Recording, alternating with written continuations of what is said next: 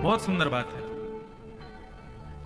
आप सावन के सोमवार व्रत करते हो, नवरात्रि में 9 दिन तक केवल जल पी करके, दूध पी करके व्रत करते हो, हर मंगलवार हनुमान जी के दर्शन करने जाते हो, हर शनिवार रविवार के समय ओरछा राम राजा सरकार को प्रणाम करते हो, हर महीने का नियम वृंदावन जाके गोवर्धन परिक्रमा करते हो, हर वर्ष बद्रीनाथ, केदारनाथ, द्वारिका आदि तीर्थों में जाते हो, परंतु आपके द्वारा किए गए ये धर्म कर्म व्रत अनुष्ठान ठाकुर जी स्वीकार कर रहे हैं कि नहीं, आपको कैसे पता चले? शंकर जी पर आप बेलपत्र चढ़ा रहे हो, लेकिन सोमवार के दिन पूरे भारतवर्ष में नहीं, पूरे विश्व में जहां भी शंकर जी के मंदिर होंगे, सब जगह लाखों करोड़ों वैष्णव बेलपत्र चढ़ा रहे हैं, लेकिन आपका बेलपत्र अमुक नाम के व्यक्ति ने झांसी प्रांत से ये बेलपत्र चढ़ाया, शंकर जी को पता चलता होगा कि नहीं? ये कैसे पता चले? रावण को यही तो चिंता रहती थी, इतने भक्त हैं इनके, इनको मेरी पता रहती होगी कि नहीं? यही तो रावण की चिंता रहती थी, हमारी भी होनी चाहिए। सीधी बात, हम जो भी व्रत करते हैं, धर्म करते हैं, अनुष्ठान करते हैं, नियम करते हैं, परिक्रमा करते हैं, तीर्थ यात्रा करते हैं, साधु संग करते हैं, ब्राह्मण भोजन कराते हैं, इन सबको ठाकुर जी स्वीकार कर रहे हैं कि नहीं, इनसे ठाकुर जी प्रसन्न हैं कि नहीं, ये हमको कैसे पता चले? तब यहां पर सूत जी ने एक एक्सपेरिमेंट बताया, बोले ये करके देख लो, इससे पता चल जाएगा कि आपसे ठाकुर जी प्रसन्न है कि नहीं। उन्होंने क्या बताया? ये मत सोचना मैं कह रहा हूं, सूत जी कह रहे हैं, नोत्पादये दधिरतिम श्रम एवहि केवलम विश्वक्सेन कथासु।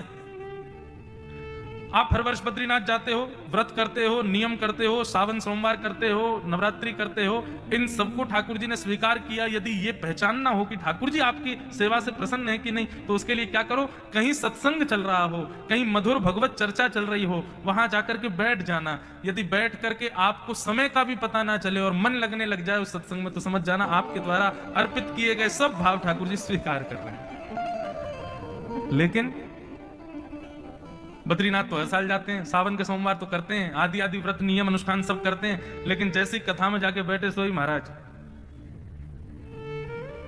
जो के आ रहे हैं, उबासी आ रही है, पांव दर्द कर रहे हैं, प्यास लग रही है, गला सूख रहा है, कुर्सी नहीं मिल रही बैठने के लिए, चिंता हो रही है कहां जाएं क्या करें, ये बाहर गली के चाट भल्ले बढ़िया है, कब कथा पूरी हो निकल के जाऊं, भोजन करूं, कुछ खा लूं, अरे कोई खेलने वाला तो मिल ही नहीं रहा, अरे कोई बात करने वाला तो मिल ही नहीं रहा, व्यास जी चुटकुल्ला तो सुना ही नहीं रहे हैं, व्यास जी तो भजन ही नहीं गा रहे हैं। इस प्रकार से यदि विचलितता मन में आ रही है, क्षमा कीजिए, आपके द्वारा किए गए व्रत नियम अनुष्ठान में अभी उतनी तत्परता नहीं है कि ठाकुर जी उसको स्वीकार करें।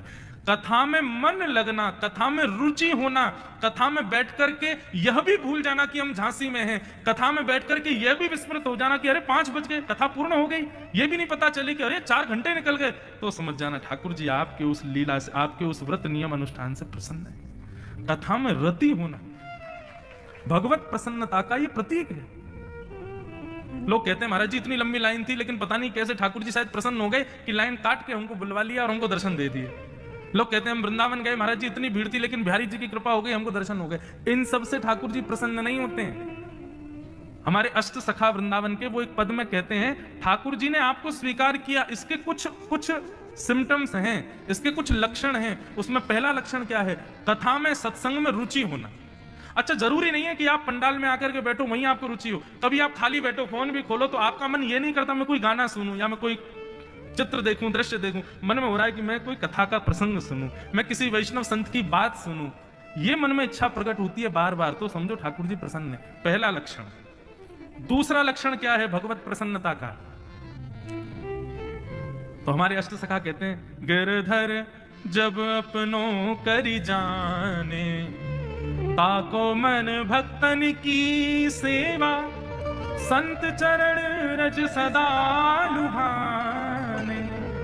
आप झांसी में कहीं जा रहे थे मार्ग से, और तभी आपको सामने से एक वाहन में कोई संत आते हुए दिख गए, और कोई संत थे, आप उनको जानते भी नहीं है, पहचानते भी नहीं, बस उनके ललाट का तिलक, उनके वस्त्र देख करके आपको पता चल गया कि ये कोई वैष्णव है, कोई संत है, कोई ठाकुर जी के भक्त हैं। तुरंत आपने अपनी गाड़ी रोक ली, आपने नेत्र बंद कर लिया, उनको दूर से ही प्रणाम कर लिया। समझना ये ठाकुर जी की प्रसन्नता का दूसरा लक्षण। जहां भी वैष्णव दिखें, जहां भी संत दिखें, जहां भी भगवत भक्त दिखें, उनको देख करके अपने आप प्रणाम करने की इच्छा प्रकट होने लग जाए, समझो ठाकुर जी आपसे प्रसन्न। हम आपसे प्रार्थना करें बंधु, कोई सामान्य व्यक्ति भी आपको दिखे, उसके माथे पर कोई उर्दपुंड है, गले में कंठी माला है, हाथ में नाम जप माला लगी है, उसको देख करके तुरंत प्रणाम करो। कितने सुंदर लगते हैं जब माथे पर तिलक देखते हैं, अपने गुरु प्रणाली का जब चंदन देखते हैं, कितना सुंदर लगता है। तो पहला लक्षण ठाकुर जी हमसे प्रसन्न हैं उसका है कि हमको सत्संग में, कथा में रुचि होने लग जाए। दूसरा लक्षण ठाकुर जी हमसे प्रसन्न हैं इसका है कि हमको कोई हीरो हीरोइन देख के खुशी नहीं हो रही है, किसी संत को देख के, वैष्णव को देख के, भक्त को देख करके, वृंदावन वासी को देख के, अयोध्या वासी को देख करके, द्वारिका वासी को देख करके हमारा चित्त प्रसन्न हो जाए। झांसी में कोई अयोध्या से महात्मा पधारे, झांसी से कोई अयोध्या से संत पधारे, जैसे ये कान में खबर पड़े हम विचलित हो गए, बोले कब जाएंगे, कब मिलने जाएंगे, कब उनका दर्शन करेंगे, कब उनको जाके प्रणाम करेंगे। ये विचलितता मन में हो जाए, समझ जाना ठाकुर जी प्रसन्न है आपसे।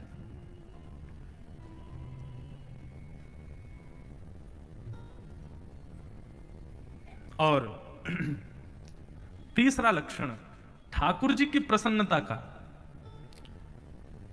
तीसरा लक्षण यह है कि नित्य चिंता हो। किसकी चिंता? अपने अवगुणों को सद्गुण में बदलने की चिंता लगी रहे। मैं कैसे अपनी बुरी आदतें सुधारूं, कैसे अपने अवगुण को ठीक करूं, ये गलत बात है मेरे अंदर, मुझे क्रोध बहुत आता है, मेरे अंदर काम बहुत है, मेरे अंदर उसके प्रति ईर्ष्या बहुत है, ये अवगुण मेरे अंदर से कब जाएगा। अपने अवगुणों की स्वयं चिंता लगी रहे, समझ जाओ ठाकुर जी प्रसन्न है आपसे। व्यक्ति क्या करता है? अपने अवगुणों को छुपाता है, अपने दुर्गुणों के आगे पर्दा रखता है, ना स्वयं देखना चाहता है, ना किसी और को दिखाना चाहता है। पर वैष्णव व्यक्ति जिससे ठाकुर जी प्रसन्न है, वो अपने अवगुणों को छुपाता नहीं है, नित्य उसी की चिंता लगी रहती है कि मैं कैसे इसको ठीक करूं, मुझे ठीक करना है। ये तीन लक्षण है बंधु, यदि इन तीनों में से एक भी लक्षण प्रारंभ हो जाए तो समझ जाना ठाकुर जी आपसे प्रसन्न हैं।